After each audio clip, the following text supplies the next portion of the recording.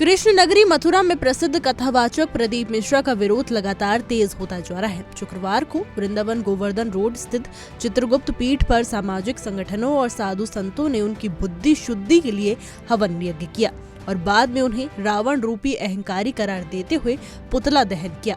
हवन यज्ञ में आहुति देते हुए संतों ने कहा कि प्रदीप मिश्रा द्वारा हाल ही में दिए गए बयानों से सनातन धर्म और संत परंपरा की गरिमा को ठेस पहुंची है, जिसे वे किसी भी सूरत में बर्दाश्त नहीं किया जाएगा।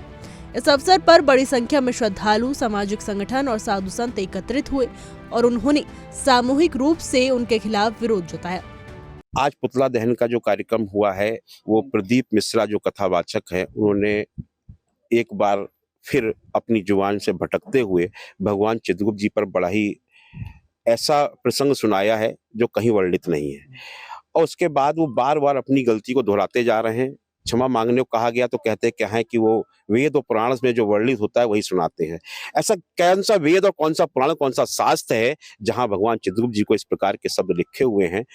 अब पंडित प्रदीप मिश्रा को ये सारे वेद पुराण लेके अदालत में मिलना पड़ेगा। हम कानून कार्रवाई पे पूरी जोर तरीके से लग चुके हैं और पूरे भारत में उबाल है। अच्छा, पुतला दहन में कहाँ से लोग शामिल हुए आपके साथ? आज अभी बरेली से हमारे बीच में आए हुए हैं, बदायूं से हैं, मथुरा से हैं, बुलंदशहर से हैं और सभी जगह से हमारे यहाँ पहुंचे हैं। गाजियाबाद से आए हुए हैं और बनारस से आए हुए हैं अमित मिश्रा जी। सभी जगह से हमारे लोग यहाँ उपस्थित हुए हैं। क्या मांग करते हैं? हम तो यही मांग करते हैं कि प्रदीप मिश्रा मुकदमा दर्ज हो और उसके बाद प्रदीप मिश्रा को गिरफ्तार किया जाए। जब तक ऐसा नहीं होगा तब तक प्रदीप मिश्रा बार बार अपनी जुबान से फिसलते रहेंगे और माफी मांगते रहेंगे।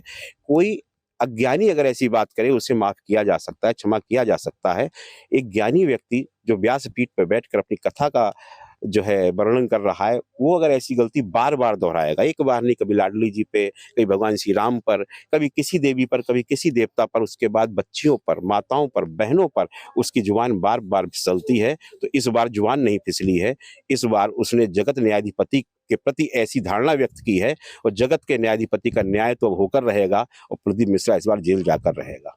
चित्रगुप्त पीठ के पीठाधीश्वर डॉक्टर सच्चिदानंद स्वामी ने खास बातचीत में कहा, प्रदीप मिश्रा अपने अहंकार में सनातन मूल्यों और परंपराओं का अपमान कर रहे हैं। उनका रवैया रावण की तरह अहंकारी हो गया है, जिसे अब संत समाज बर्दाश्त नहीं करेगा। हम चाहते हैं कि वो सार्वजनिक रूप से माफी मांगे, अन्यथा देश भर में विरोध तेज होगा। पुतला दहन के दौरान प्रदीप मिश्रा माफी मांगो और सनातन धर्म का अपमान नहीं सहेगा हिंदू समाज।